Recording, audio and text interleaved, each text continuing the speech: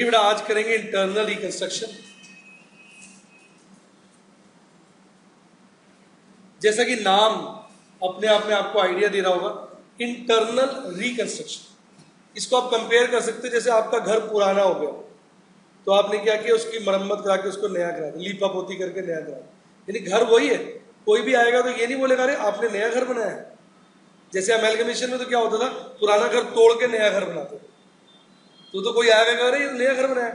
अब इसमें आपको कोई नहीं कहेगा नया घर बनाया, क्या बोलेगा, घर अच्छा लग रहा है, नया सा लग रहा है, नयापन नहीं आया, नयापन आ जाएगा, नया नहीं होगा। तो इंटरनल रिकंस्ट्रक्शन में क्या होता है, जब किसी कंपनी के बहुत लॉसेज हो जाते हैं ना, तो हम कंपनी नहीं बदलते, कंपनी वही जिंदा रहती है, हम उसको अच्छा बना देते। लॉसेज मतलब वो फाइनेंशियली बैड हो गई ना, उसके सारे लॉसेज खत्म कर देते। फिर सुनिए, इंटरनल रिकंस्ट्रक्शन में जिस कंपनी को बहुत ज्यादा लॉसेज हो जाए और उसकी बैलेंस शीट फाइनेंशियली वीक हो जाए, उसके हम लॉसेज खत्म करके उसको एक अच्छी नया रूप दे देते हैं, और वो कहलाता है इंटरनल रिकंस्ट्रक्शन। तो देखिए कितनी अच्छी डेफिनेशन दी है, it involves converting a financially bad company into a financially good company. तो जो कंपनी फाइनेंशियली बैड होती है उसको हम फाइनेंशियली गुड बना देते हैं। और कैसे गुड बनाते हैं, इंटरनल रिकंस्ट्रक्शन। जो गुड बनाने का तरीका है उसी को बोलते हैं इंटरनल रिकंस्ट्रक्शन। मैं आपको दिखाता हूं। अब जैसे इस कंपनी को देखो, मैंने बोला है financially bad balance sheet of ABC limited. अब इस कंपनी के अगर आप देखेंगे 8 लाख के लॉसेज है और कंपनी का बुरा वक्त चला गया, अब वो हर साल के 2 लाख रुपए कमाएगी। उसके बावजूद भी देखिए 8 लाख के लॉसेस को खत्म करने में 4 साल लग जाएंगे, और उसके बाद भी वो 2 लाख रुपए ही कमाएगी। तो कोई भी आदमी इसमें हाथ डालना नहीं चाहेगा। क्यों? वो कहेगा इतने लॉसेस है, इसमें हाथ डालने का मतलब है इसके लॉसेस को भी अपने साथ गले लगा लो। तो भले कंपनी का भविष्य अच्छा है, फिर भी कोई पैसा नहीं लगाना चाहेगा। क्यों? क्योंकि 8 लाख के लॉसेस तंग कर रहे हैं। अब हमने इन 8 लाख के लॉसेस को खत्म करना। वो कैसे खत्म होंगे? ये जितने भी 5 तरह के लोग हैं जिन्होंने इस कंपनी में पैसा लगाया, वो इन लॉसेस को बियर करेंगे। साथ ही हाथ बढ़ाना साथी। अब सब लोग हाथ बढ़ाकर इस लॉस को खत्म करें। एक एग्जांपल से दिखाता जाता हूं, 2 बैलेंस शीट्स, अब वो क्लियर हो जाएगा। कैलकुलेटर खोल लें, 8 लाख के लॉस राइट ऑफ कर देना, एक एक करके देखना। इसके इक्विटी शेयर्स कितने के? 4 लाख। अब देखिए नई बैलेंस शीट में हमने इक्विटी शेयर कितने कर दिए? 5 लाख, 50,000। तो कितने का लॉस बियर किया इन्होंने? 3.5 लाख का। सबसे ज्यादा लॉस इन्होंने बियर किया। प्रेफरेंस शेयर कितने के? 2 लाख। नई बैलेंस शीट देखो, 40,000 कर दिए, तो इन्होंने कितने का लॉस बियर किया? 1,60,000। डिबेंचर्स कितने हैं? 5 लाख। नई बैलेंस शीट देखो, 460, इन्होंने कितना बियर किया? 40,000। क्रेडिटर्स कितने? 5 लाख। नई बैलेंस शीट देखो, कितना बियर किया? 1 लाख। बिल्स पेबल कितने के? नई बैलेंस शीट देखो, कितना बियर किया? 1.5 लाख। चेक करो कितना लॉस बियर हुआ, जोड़ो इसको। 8 लाख। अगर ये 8 लाख ऐसे अपनी लायबिलिटीज कम करा लेंगे तो लॉस खत्म नहीं हो जाएगा। तो ये जो फाइनेंशियली बैड बैलेंस शीट है, तो ऐसी खूबसूरत सी बैलेंस शीट बन जाएगी। ऐसा नहीं लगा जैसे घर की लीपा पोती करा दी, प्लस्तर खराब हो रहा है, प्लस्तर करा दिया, फ्लोरिंग खराब हो रही है, टाइल्स बदल दी, कहीं मार्बल लगवा दिया, पेंट करा दिया, एकदम घर लग रहा है वैसे नया ब्रांड न्यू। घर वही है, स्ट्रक्चर वही है, कंपनी वही है। देखो अब क्या हुआ, 8 लाख के लॉसेस हमने बियर करा। अब ये कंपनी के हालात अच्छे लग रहे हैं कि कंपनी 2 लाख रुपए कमाएगी, जबकि कैपिटल कितनी है? 50,000। यानी 50,000 में 2 लाख, यानी 400%, 4 टाइम्स कमाएगी। अब सब इन्वेस्टर्स की जीभ बाहर आ जाएगी लालच के बाद, हम लगाएंगे, हम लगाएंगे, हम लगाएंगे। वही कंपनी जिससे इन्वेस्टर क्या कर रहा था, बचने की कोशिश कर रहा था कि कौन चक्कर में पड़े, वही कंपनी लीपा पोती के बाद। ये सच्चाई है, वैसे आपको बताऊं, जैसे हम रहते हैं ना विलास में वहां पर, तो वहां बातचीत से मुझे पता चला कि जो लोग अपने विला को एज इट इज किराए पे देने की कोशिश करते हैं, क्या एज इट इज किराए पे देने की कोशिश करते हैं, मैं एग्जैक्ट रेंट नहीं बोल रहा हूँ, राउंड नॉर्मल वे में बोल रहा हूँ, उनका घर मान लो 70 रुपए किराए पे चढ़ता है, कितने पर? तो जो लोग उसमें अलमारियां वगैरह बना देते हैं, किचन अच्छी बनवा देते हैं मॉड्यूलर टाइप, मतलब थोड़ा पैसा खर्च देते हैं, तो वो जो 70 रुपए का घर किराए पे चढ़ता है, अच्छे से 110 या 120 रुपए किराए पे चढ़ता है। 70 और 110 को कंपेयर करो आप, 70 रुपए, 70,000, 70 लाख मत सोचो, 70 और 110 सोचो, यानी कितना किराया बढ़ जाता है। क्यों? रेडी टू यूज हो जाता है ना। अब किसी को किराए पे दोगे, वैसे ही वो किराए पे रहना चाहता है, कोई विदेशी है, फिरंगी है, बाहर से आया, पहले तो बैठ के वो काम कराए, वो इंटरेस्ट ही नहीं देते। सोच के देखो। तो ये ऐसा नहीं कि मैं आपको जो पढ़ा रहा हूँ ये बस मैं आपको बचकाना बातें सिखा रहा हूँ, सच्चाई से इसका कोई लेना नहीं देना, ये सच है। इन्वेस्टर को लगता है इस कंपनी के टंटे में कौन पड़ेगा, 8 लाख की जिम्मेवारी कौन उठाए। आपने थोड़ी मेहनत करी, यानी लैंडलॉर्ड ने क्या किया, थोड़ा घर सही कराया, अलमारी वगैरह प्रॉपर बना दी, बेड वेड लगा दिए, फैन वगैरह सेट कर दिए अच्छे से, तो सब कुछ ready to use, ready to मतलब यूज में आ गया कि कोई किराया ले अपना जाके बस रहना शुरू कर, तो उसी के बहुत अच्छे पैसे मिलने लग जाते। वही बात यहाँ आ गई, वो इंटरनल रिकंस्ट्रक्शन होता है। ये रियल लाइफ में भी लगता है और कंपनी में भी लगता है। आ गई बात पूरी समझ। अब प्रश्न उठता है कि लॉसेस कौन बियर करेगा। हमारा जो एग्जाम्पल था उसमें हमने लिखा ही था कि इक्विटी शेयर होल्डर ने कितना लॉस बियर किया था, 3.5, याद है ना? दिखाओ फिर से, याद ही हो गया। प्रेफरेंस शेयर होल्डर ने कितना बियर किया था, 160।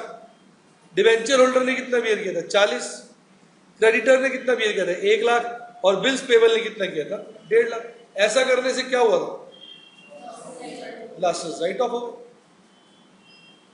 अब यहां बता रहा हूं इसके लिए हम क्या करते हैं, एक अकाउंट खोल लेते हैं, रिकंस्ट्रक्शन अकाउंट या कैपिटल रिडक्शन अकाउंट। और इसका रूल यह है कि जब भी लॉस हो रिकंस्ट्रक्शन डेबिट होगा, जब भी प्रॉफिट हो रिकंस्ट्रक्शन क्रेडिट होगा। अब जैसे इक्विटी शेयर होल्डर्स ने कितना छोड़ा, तो इसकी एंट्री ये नहीं हो जाएगी, equity share capital to reconstruction 3.5 lakh. सोच के देखो, कैपिटल उन्होंने कैंसिल करा दी, लायबिलिटी कम होगी, लायबिलिटी कम हो तो डेबिट, लायबिलिटी कम हो तो डेबिट, और ये हमारे लिए प्रॉफिट है, प्रॉफिट हो तो रिकंस्ट्रक्शन क्रेडिट। देखो अब आप सबकी एंट्री बना सकते हो। इसकी एंट्री देखो, ये राशि का बताएगी, क्या होगी इसकी एंट्री, प्रेफरेंस शेयर होल्डर की, preference share capital debit to reconstruction 1,60,000। Prasoon बताएगा इस 40,000 की क्या होगी। डिवेंचर कम हो रहे, डिवेंचर डेबिटेड टू रिकंस्ट्रक्शन। सारी एंट्री आ गई आपको, नहीं समझ आया? इस 1 लाख की एंट्री क्या होगी, Rajat. Creditors debited to reconstruction. Bills payable के 1.5 लाख की एंट्री क्या होगी, bills payable debited to reconstruction. तो जब भी लायबिलिटी कम हो तो डेबिट, बढ़े तो क्रेडिट, एसेट बढ़े तो डेबिट, घटे तो क्रेडिट, प्रॉफिट हो तो रिकंस्ट्रक्शन क्रेडिट, लॉस हो रिकंस्ट्रक्शन डेबिट। अब सोचो रिकंस्ट्रक्शन में 8 लाख रुपया नहीं जमा हो गया। देखो मैं आपको दिखाता हूं, आप कहोगे सर ने तो बातों बातों में चैप्टर ही करा दिए, आपको ऐसा लगेगा। ये रिकंस्ट्रक्शन अकाउंट एंट्री है तो आपको याद है पहली एंट्री क्या थी, equity share capital to reconstruction. तो यहां क्या आ जाएगा, by equity share capital 3.5 lakh. दूसरी preference share capital to reconstruction, by preference share capital 1,60,000। तीसरी डिवेंचर्स टू रिकंस्ट्रक्शन, तो बाय डिवेंचर्स 40,000। चौथी क्रेडिटर्स टू रिकंस्ट्रक्शन 1 लाख, तो बाय क्रेडिटर्स 1 लाख। आखिरी bills payable to reconstruction 1.5 lakh, by bills payable 1.5 lakh. कैसा लगा? अब बैलेंस शीट में लॉसेस याद करो कितने थे, उनका बैलेंस क्या था, डेबिट या क्रेडिट, डेबिट था ना लॉसेस का। अब लॉसेस खत्म करने हैं तो लॉसेस को क्या करना पड़ेगा, क्रेडिट, और रिकंस्ट्रक्शन को क्या करोगे, डेबिट, 8 लाख से। अब ये देखो ये अकाउंट क्लोज हो गया। कैसा लगा? कर दिए ना लॉसेज राइट ऑफ। सच से बताओ मजा आया कि नहीं आया? अभी ये तो हमारा नब्बा तुला क्वेश्चन था, रिपीट, मतलब 8 लाख के लॉसेस थे, 8 लाख के हमने प्रॉफिट जनरेट की। पर होता क्या है, कई बार जब हम प्रॉफिट जनरेट करते कभी थोड़े कम हो जाते, कभी थोड़े ज्यादा। अगर तो मान लो आपने प्रॉफिट ज्यादा जनरेट कर लिए, क्या फिर जो इसका बैलेंस इस साइड आएगा वो फिर चला जाता है कैपिटल रिजर्व। और अगर आपने प्रॉफिट कम जनरेट किए फिर बैलेंस किधर आता है? इधर। और वो एक तरीके से लॉसेस रह गए, रिपीट। पर वो हमें अच्छा नहीं लगता उसको लॉसेस कहने। आपने घर में सफेदी कराई और यहाँ थोड़ा सा सीलन का पैच आ गया तो आपको अच्छा लगेगा? अब बोलोगे हाँ यार सीलन आ, अब यहाँ तो पूरी सफेदी फिर से कराओ। इससे बढ़िया नहीं है एक सीनरी लाके लगा दी। हाँ, किसी ने पूछा वैसे नहीं अलग जगह पे सीनरी क्यों लगाई हुई है? तो आपने ईमानदारी से बता दिया वो सीलन आ गई थी, अभी अभी सफेदी कराई सीलन आ गई, मैंने कहा सीनरी लगाए तो वो क्या बोलेगा? बहुत बढ़िया, ये बहुत अच्छा किया, ये सही कराओ। सीलन तो बुरी लगती है तो ठीक लग रही है। आपने झूठ नहीं कहा, बता दी। इसी तरह मैं इसको यहाँ कोरिलेट कर रहा हूं। आपके लॉसेस बच गए, रिपीट। अब बैलेंस शीट में फिर लॉसेस दिखा दोगे तो आदमी कहेगा अब अच्छी रिकंस्ट्रक्शन करी। रिकंस्ट्रक्शन किस लिए की थी? आप कहोगे लॉसेस हटाने के लिए। ये नई बैलेंस शीट में क्या है? आप कहोगे लॉसेस है, कहोगे मैनर्स है। फायदा क्या हुआ? तो इसलिए आप उसको लॉसेस ना कह के ना बाय गुडविल लिख देते और नीचे फुटनोट में बता देते ये गुडविल जो है ये एक्चुअली रिमेनिंग लॉसेस जो राइट ऑफ नहीं कर पाए थे ये वो है, और इसको हम अगले साल तक राइट ऑफ या एक आध साल में जब प्रॉफिट कमाएंगे वहां से राइट ऑफ करें। तो वो सीनरी वाला एग्जांपल परफेक्ट हो गया ना। आपने सीनरी लगाई यानी गुडविल दिखाया पर झूठ नहीं बोला। एक तो होता ना, अब मेरे से पूछा भाई सब सीनरी यहाँ क्यों लगी हुई है? अरे तो यही लगती है, देखो सीनरी का डिजाइन ऐसा है, ये यही लगती है। मतलब आप झूठ बोल रहे हो उसको, मतलब बेवकूफ बनाने की कोशिश करो, आदमी भी डाउट में भाई सब अजीब लग रहा है, अरे यहाँ क्यों लगाई है? इसकी सेंटर में लगाता दीवार के, कॉर्नर में जाके लगाती है टेढ़ी करके वो, और पूछने वगैरह नहीं ये मॉडल आर्ट ही ऐसी लगता है कॉर्नर में। तो हम ऐसा झूठ नहीं बोल रहे, उसने भी सिंसियरली कह दिया, हमने भी सिंसियरली बता दिया भाई ये गुडविल अनअमोर्टाइज्ड लॉसेस है जो थोड़े से रह गए, इनको हम राइट ऑफ कर देंगे। और गुडविल कहने का पर्पस ये होता है कि हमने राइट ऑफ कर दिया, हमारी पोजीशन स्ट्रांग है, लॉसेस कह नहीं रहे, गुडविल टाइप है, इसको बस राइट ऑफ करो। तो अब तक आपने क्या क्या सीखा सोचो जरा, समराइज करो। पहले आपने सीखा कि जब इतने ज्यादा लॉसेस होते हैं तो कोई आदमी पैसा नहीं लगाना चाहता, बैलेंस शीट फाइनेंशियली क्या होती है? वीक। फिर ऐसी बैलेंस शीट देखकर प्रमोटर्स शेयर होल्डर्स के मन में एक गाना आता है, कौन सा? साथ ही हाथ बढ़ाना साथ ही रहे। सब लाइबिलिटी साइड वाले लोग हाथ बढ़ा के लॉसेस राइट ऑफ कर दो। तो राइट ऑफ करने से क्या होता है? बैलेंस शीट में लॉसेस खत्म हो जाते। फिर बातों बातों में मैंने आपको उसकी क्या सिखा दी? जर्नल एंट्री भी सिखा दी आपको, हाँ के ना, बकायदा क्वेश्चन करके दिखा दिया। पहले आप जर्नल एंट्री पास करोगे फिर ये अकाउंट बनाओगे। हमारा तो परफेक्ट क्वेश्चन था तो 8 लाख खत्म हो गए थे, अगर नहीं खत्म होते तो बैलेंस कहाँ जाता? गुडविल या कैपिटल रिजर्व। डेबिट बैलेंस आता तो बाय गुडविल, क्रेडिट बैलेंस आता तो टू कैपिटल रिजर्व, और फिर नई बैलेंस शीट हम बना देते। मजा आया कि नहीं? अभी मैं आपको ओल्ड फॉर्मेट की बैलेंस शीट ही दिखा रहा हूँ, रिपीट। एक्चुअली ओल्ड फॉर्मेट की बैलेंस शीट ना थोड़ी कंफर्टेबल होती है, कॉन्सेप्ट समझने के लिए अच्छी। अभी मैं इसको वैसे बना दूंगा ना आपको अनकंफर्टेबल लग जाएगा। जैसे आप सोचो आप घर में टाई पहन के बैठे हो, सूट पहन के, तो आपको घर में मजा ही नहीं आएगा बैठने का। घर में मजा कब आता है? जब घर थोड़ा गंदा कर दो, ये चीज उठा के वहां फेंक दो, निक्कर में बैठे हो, आराम से बैठे हो, तभी तो रिलैक्स महसूस होता है। गलत क्या? फॉर्मल बैलेंस शीट में मजा नहीं आएगा। कॉन्सेप्ट क्लियर हो गया ना, क्योंकि अलग अलग आइटम दिख रही है। अभी वो शेड्यूल 6 की न्यू बैलेंस शीट से ही कराऊंगा सारे क्वेश्चन, पर समझाने के लिए पुरानी बैलेंस शीट में, क्योंकि एक्चुअली शेड्यूल 6 की बैलेंस शीट में प्रॉब्लम क्या, हर फिगर ना टोटल करके आती है। क्या आती है? तो अलग अलग नहीं दिखा सकते, तो मजा सा कम आता है। अभी जरा मैंने आराम से बना लिया ना, समझ आया सबको? क्लियर हो गया? तो अभी क्वेश्चन किस तरह का होता है? आपको एक गंदी सी बैलेंस शीट दे देंगे, फिर क्या बोलेंगे? बता देंगे उसका रिकंस्ट्रक्शन क्या होगा, उसकी आप एंट्री करोगे, उसके साथ रिकंस्ट्रक्शन अकाउंट बनाओगे, और रिकंस्ट्रक्शन अकाउंट का बैलेंस गुडविल या कैपिटलिज्म में ट्रांसफर करके नई बैलेंस शीट बना दी। लॉसेज आपने अपने आप राइट ऑफ करने सारे, वो ना भी बोले तब भी। क्यों? क्योंकि इंटरनल रिकंस्ट्रक्शन होता ही लॉसेस को राइट ऑफ करने के लिए है। कई बच्चे पूछते हैं सर सब कुछ उसने क्वेश्चन में बोला हम वो कर देते हैं, लॉसेस तो उसने बोला नहीं राइट ऑफ करने के लिए, हम क्यों कर रहे हैं? मैंने कहा बेटा आपको शादी में आदमी कार्ड दे के आता है, उसमें ये थोड़ी लिखा होता है आके खाना जरूर खाना, और ना ही जब आप शादी में पहुंचते हो कोई कहता है खाना खा लो, कई बार नहीं भी कहता आजकल। तो पहले जमाने में तो लोग बोलते थे, आजकल तो इतना बिजी होता है हर कोई कि बोलते नहीं। आप जाते ही आप भी क्या करते हो, वेट करते हो, देखते कहाँ है माल, क्योंकि आप भी घर से यही सोच के चलते हो कि बाहर खाना है, जा रहे हो, और मजे से खाते हो, कोई कहे या लगे, बाई चांस में मिल जाता कुछ ले लिया, सब ले लिया जी।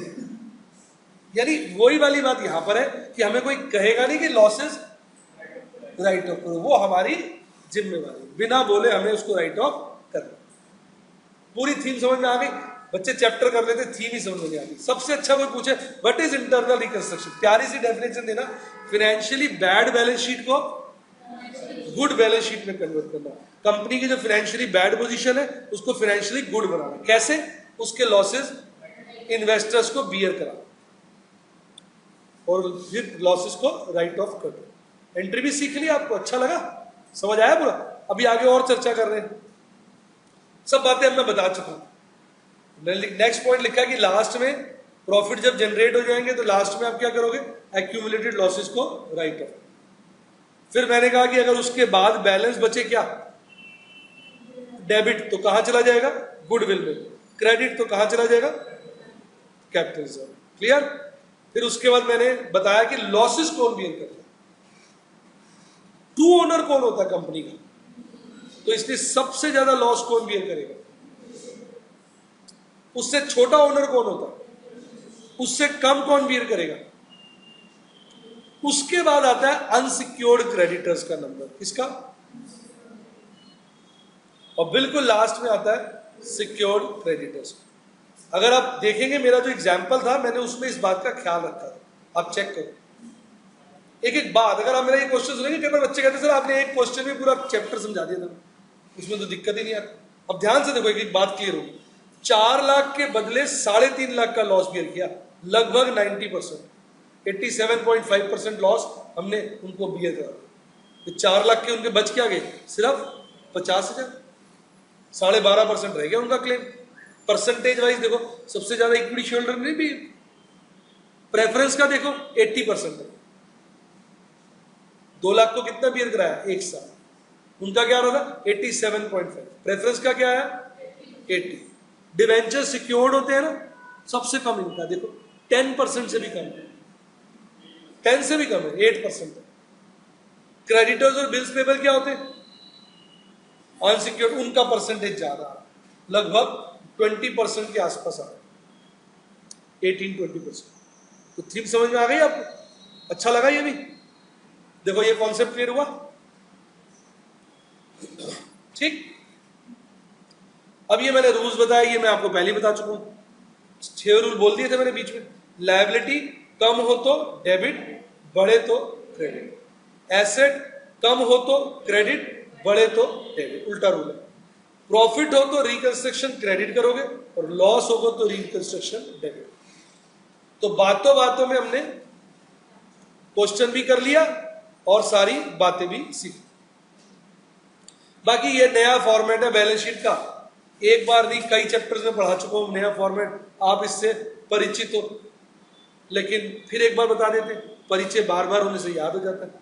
लायबिलिटी साइड पे याद रखो 3 चीजें होती हैं, equity share holder fund, non current liability, current liability, याद रहेगा।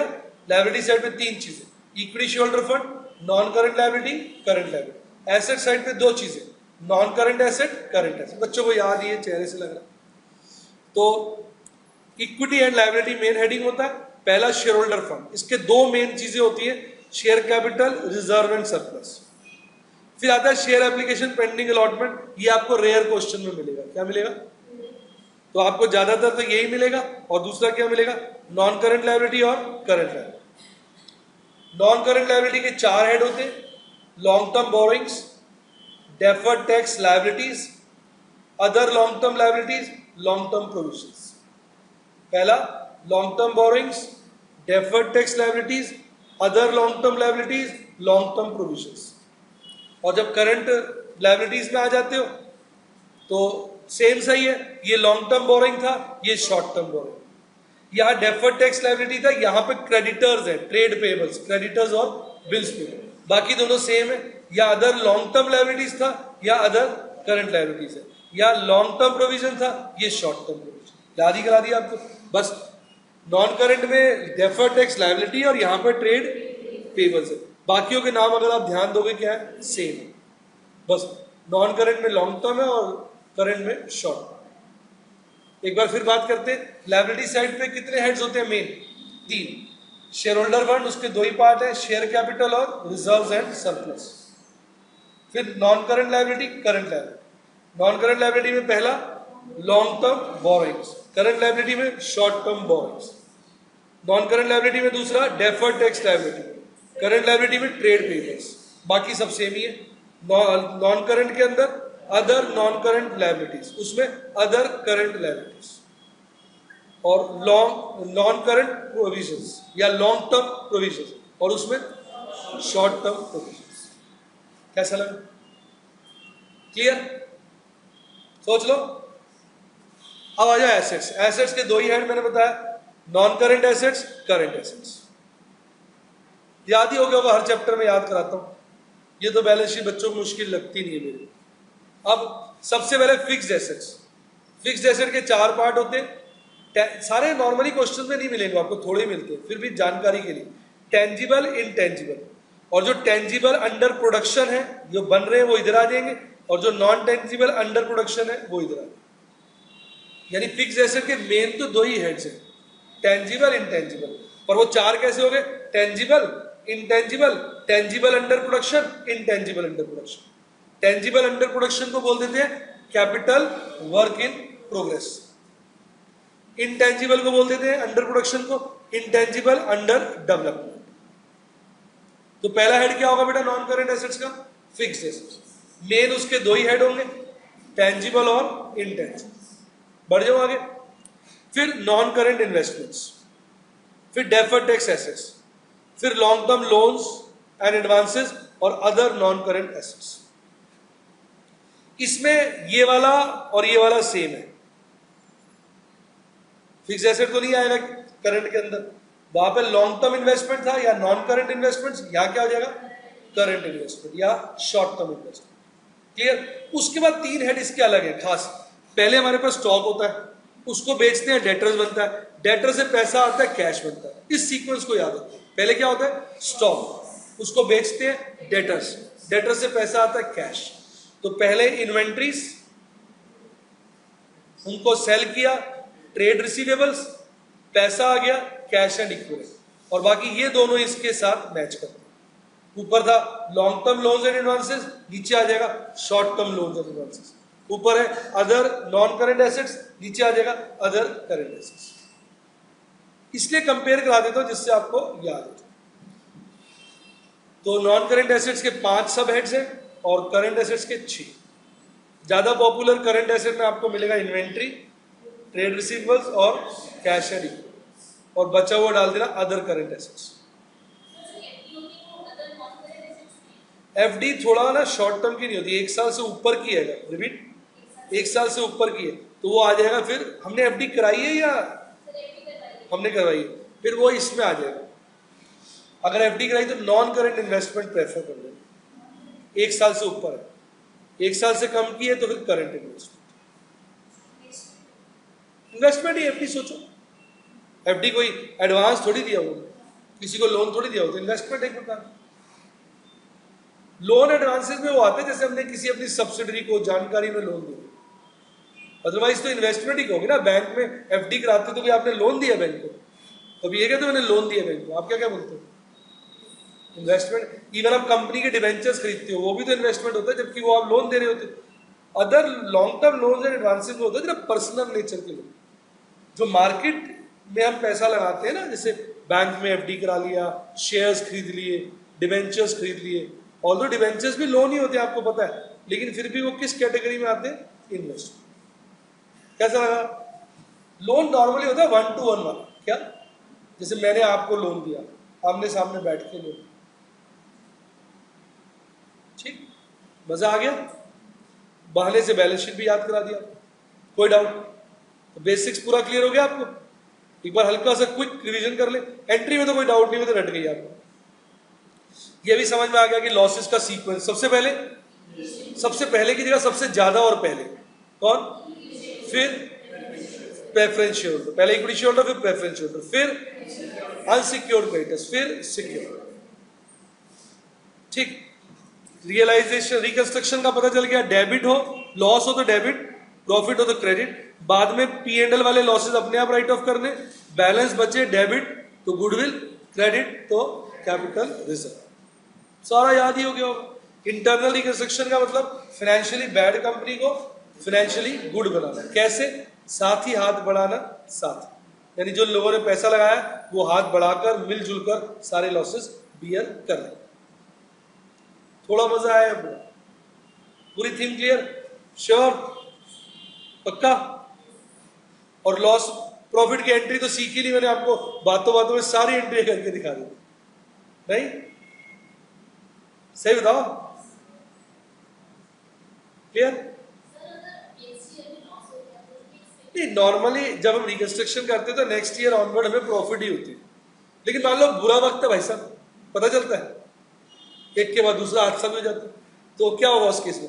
आप जो है अगले साल फिर लॉस इकट्ठा होता रहेगा, और क्या होगा? फिर 2-4 साल बाद फिर रिकंस्ट्रक्शन करना पड़ेगा अगर बुरा वक्त ही आ गया। पर नॉर्मली रिकंस्ट्रक्शन जब हम करते हैं उसको अच्छा वक्त आ चुका हो, श्योर होते हैं तभी करते हैं। कैसा लगा? पक्का?